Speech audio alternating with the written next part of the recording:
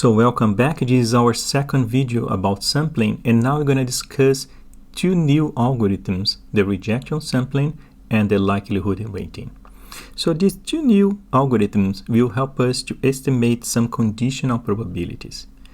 For the unconditional probabilities, we can use the forward algorithm, and that is going to be the best results that we can get. We know that the forward algorithm may have some issues when we have a very small probabilities. So we know from the bounds that even if we have a very large samples like 50,000, we can have a very high relative errors for those small probabilities. So we should be a little bit careful when we deal, for instance, with queries that involve a large number of variables. Like I want to estimate the probability of A and the probability of B and C and D and so on, because when we compose several of these variables in a query, the probability of the composition of all those values for this event tends to be very small. So now let's turn to the problem of estimating conditional probabilities. So we want to estimate the conditional probability of this form here. We want to know the probability of alpha given a beta. But what the Bayesian network, and I'm going to continue working with Bayesian networks in this video. We're going to switch to Bayesian and Markov networks in the next one when we discuss the Gibbs sampling. But the Bayesian network, it induces a probability that is unconditional. So what we have from the Bayesian network is a probability of this form here. The problem is that we don't know how to efficiently sample using a Bayesian network, but efficiently sample from this conditional probability here, right? So we can think about, for instance, we have this Bayesian network and we have evidence for S and R variables. What should we do? We can sample C, but after we sample C, we go to S. But S is pre-specified. What should we do in this node? And also with R, right? So this is a problem that we needed to sample, but still respect this conditional probability distribution, and we don't know exactly how to do that.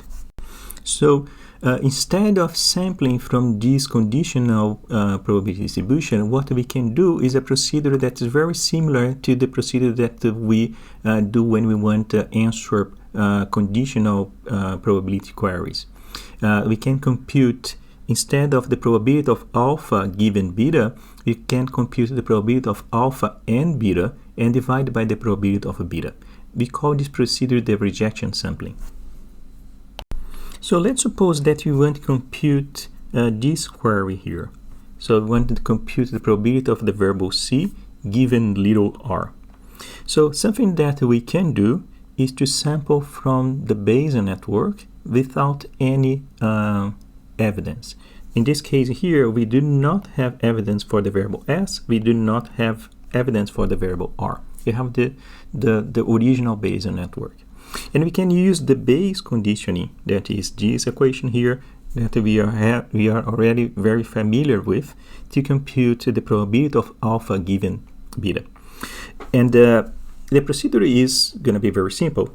We can think that these are the samples that we generated from the Bayesian network. What we're going to do is to reject the samples that do not match my evidence. So this sample here is going to be rejected. And the computation for our query will be the following. We have for the variable C, we have 1, 2, 3 over 4. And for the variable not C, we have 1 over 4. So yeah, this procedure is very simple. What the rejection sampling is bringing is the fact that we can stop the sampling process when we sample a variable value that is not according to the evidence.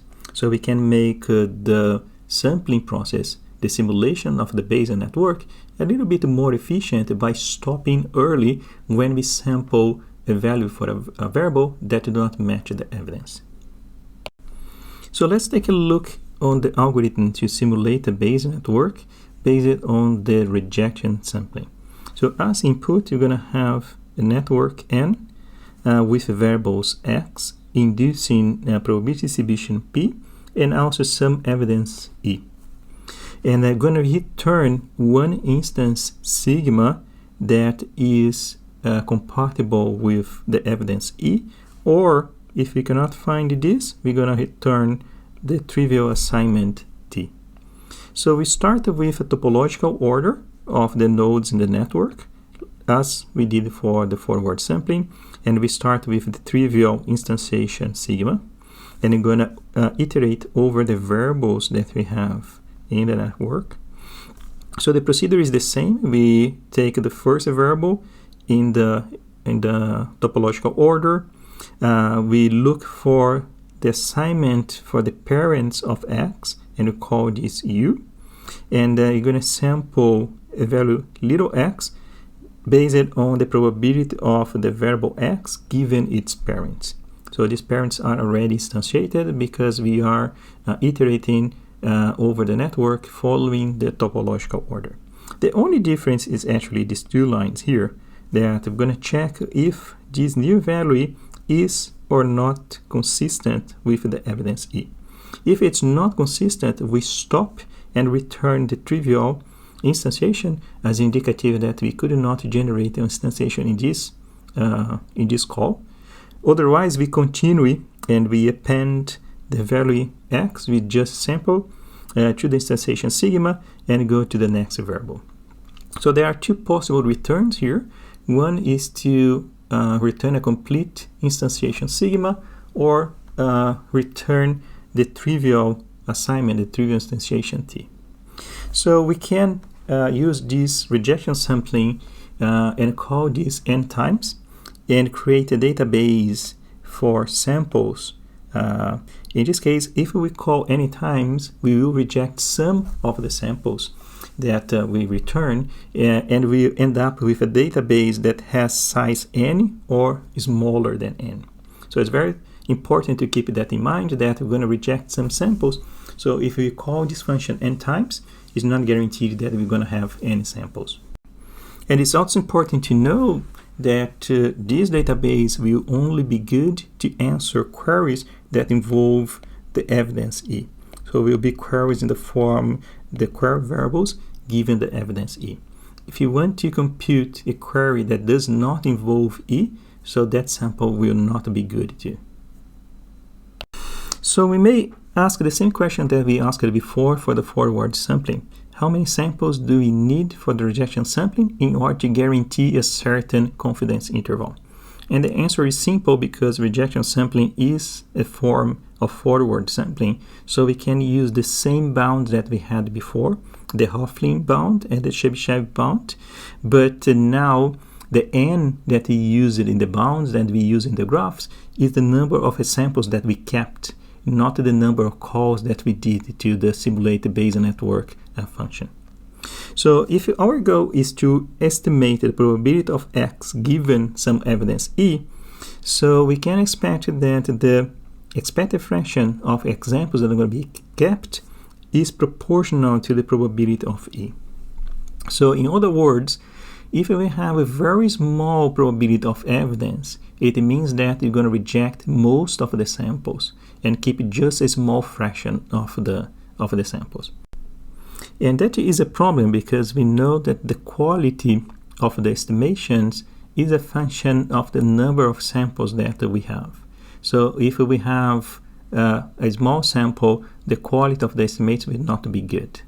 And this problem tends to intensify if we have large Bayesian networks and lots of evidence, because in this case the probability of evidence will be tiny, right? And we can expect that the number of samples that are going to be kept will decrease exponentially with the number of observed variables.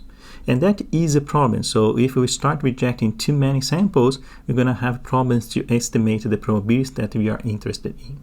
So the next procedure that I'm going to take a look on is called likelihood weighting, and it was designed to not reject any samples.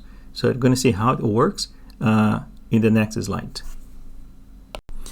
So to summarize, the problem that we have with rejection sampling is the fact that if the evidence is unlikely, you're going to reject many samples. So for instance, if we have a small Bayesian network like this, where we are interested in computing the probability of shape given evidence blue, so the color here is going to be blue. And for some reason, this color blue is not very likely. So what's going to happen is that for many of the samples that we generate, we have to reject them because they are not compatible with the evidence. So I'm going to discard many of the evidence, and I'm going to keep just a small number of the samples that may not be enough for us to have good estimates of the conditional probability. So we're going to solve this problem by a different technique that we call likelihood weighting. And we have seen this technique before with a different name. We call it particle filtering. And in this case, the particles were the samples that we are generating here. And the central idea of likelihood weighting is that we're going to fix the evidence. So we're going to say that this node here is blue, and we'll not change it. And we're going to sample in a way that all the instantiations for this variable color are going to be blue, blue, blue, blue, blue, blue again. But the problem is that when we do this sample will not obey the distribution P that is induced by the Bayes network. And we have to fix that by using weights. So I'm going to associate one weight for each instance in order that the weighted sample will obey the distribution P induced by the Bayes network. This weight will be the probability of evidence given the parents, but it's going to be easier to explain this using one example. So let's suppose that we want to sample this network with evidence, and the evidence are in the variables sprinkler and wet grass. So let's suppose that sprinkler is S, and the wet grass is going to be not W. So we're going to sample starting with the root, exactly as we did for the forward and rejection sampling. So we can specify an order in pi that is the topological order. In this case, we can make C, S, R, and W, and sample the variables according to this order. So we have two different procedures, one for the variables that do not have evidence, and the other one for the variables that have evidence. For the ones that we do not have evidence, we're going to sample as we did for the forward and rejection sampling. For the ones that we do have evidence, we will assign a weight. So we start with weight equal 1, and we start in sampling. Right? So we start with the variable C, and we sample as this variable is not observed. Well, we sample value for this variable, and let's suppose that we get C. All right, we continue, and we will sample the variable S. Because we have a value true for C, we can ignore this bottom part here and just focus on the first half of the table.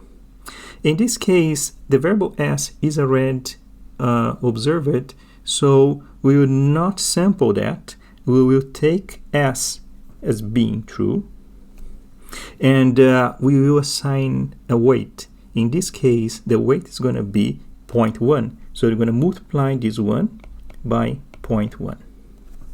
This is going to be the weight of the instance when we get to the final instantiation. We move on and we go to the variable R. Again, we sample C equal true, so I will ignore the bottom part here, and because this variable is not instantiated, is not part of the evidence, I will sample a value for this variable. In this case, let's suppose that the value is R. Okay, I go to the next one in the topological order. There's going to be W, and W is part of the evidence, so we're going to say that the value for the variable is going to be not W, but I have to change the weight. So we sampled S, so we're going to ignore the bottom part here. We sampled R, so we're going to ignore this half bottom part here, and I'm going to look for this weight here, right? That is according to not W. And I'm going to multiply this by 0.01. So this is the weight and this is the instance. And I return, and if I want to generate another sample, I start it from the beginning again. So let's see what will happen if we sample again.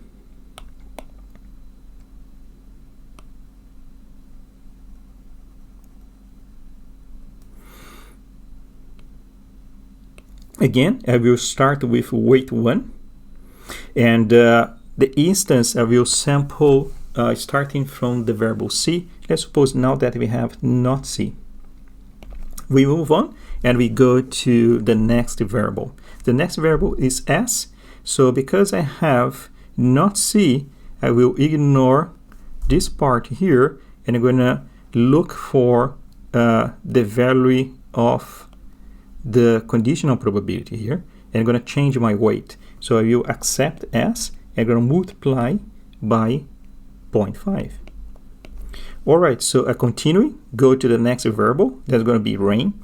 And for this variable, we need to ignore part here, so I will ignore this top part here. I'm going to sample according to this conditional probability here on the bottom. So let's suppose that we got not r here. Good. So I go to the next variable. So the next variable is w. We have s. So ignore this part here. We have not r. I will ignore here. And now we sample not w. So actually we do not sample. We're going to take the weight here. So we're going to accept not w here. And I'm going to multiply this by 0.1. And this is the final weight for this instance. And then I can continue repeating this process for as many samples I want to generate. So let's take a look on the algorithm for the likelihood weighting. So this is the algorithm that is similar to the simulation of the Bayesian network, but in this case now we're going to compute one instantiation that is compatible with the evidence and also weight. Each call to this algorithm will generate one instance. So we have here the network n, the variables x, the distribution p, and the evidence e. And we're going to return one instance and also its associated weight w. So the procedure is very similar with the simulation of a Bayesian network that we saw before. So we're going to have this topological order over the variables in the network. We start with one trivial instantiation, sigma, and we're going to compose the example by appending values for the variables that we have according to the topological order. So this for loop here, as before, you're going to iterate over the variables that we have in the network according to pi. So we started by selecting the first variable in the pi order. We selected the values for the parents of x according to this instantiation sigma that we are building. We know that's going to be valid because of the topological order. And now we have something that is different. It is this part here, right? So we're going to test to see if the variable x belongs to the set of variables that are part of the evidence. If it is the case, I will fix that the value of little x is going to be the evidence ei. And in this case, because I'm accepting this fixed evidence, I need to set the weight here by multiplying whatever 8 we had before by the probability of x given u. Okay, by looking at the algorithm now, I noticed that I forgot to initialize the variable w equal 1 in the beginning of the algorithm. So this is the case. Here we have the case that x is one of the evidence variables, but in the case that is not, the only thing that we need to do is to sample according to the conditional probability x given the parents u. So I'm going to do that. We have done this before. I'm going to choose a value for little x according to the sampling of the variable x given the instantiation u. And I append to my instantiation sigma the value of little x. By the end, they should return the instantiation and also the weight associated with this instantiation. So likelihood weighting is the first of the algorithms that we saw about sampling that is actually used in practice. So one instance of likelihood weighting is the particle filtering algorithm that we saw before. We should remember as well that when we were discussing iterative belief propagation and we are taking a look at some empirical results, we saw that the paper that was assessing the quality of the estimates of the iterative belief propagation was comparing with likelihood weighting. So likelihood weighting is a popular method that can be used in practice. So we should remember that when we want to compute the probability estimates, we need to take into account the weights. So let's suppose that we have a very simple example that we have just two variables and the variable b is evidence and the evidence is b equal true. So we may have like these instantiations here, like a, b, and not a and b. B is fixed because it's the evidence. And the weights can be something like 0.1, and this guy 0.2, and this guy 0.3, and this guy 0.7. Just one example. So these are the weights of the instance. If we want to compute, for instance, the probability of A given B, what I have to do is compute the probability of A and B divided by the probability of B. The probability of B is going to be the sum of all the entries because all of them are compatible with B. So we'll have 0.1 plus 0.2 plus 0.3 plus 0.7. The probability of A and B will be given by the compatible rows here for the compatible samples. That in this case, the 0.1 plus 0.3. So this probability of A given B will be given by 0.1 plus 0.3 divided by 0.1 plus 0.2 plus 0.3 plus 0.7. We also should be very careful when we look at the number of samples because those samples now have weights and they are not as significant as the samples that we got from the forward sampling and the rejection sampling. We can think that those samples that we had before had full weight equal 1 and those that we have with likelihood weighting, they have a smaller weight. And we can think that quality of our sample in terms of the number of examples can be computed by the sum of the weights. So even though that we have 4 samples here, the weights sum 1 and 0.3. So the total weight here is going to be 1.3. So even though we have 4 samples here, the sum of the weights is not 4, is 1.3. So we can think that these 4 samples here are equivalent to 1.3 samples from the older methods.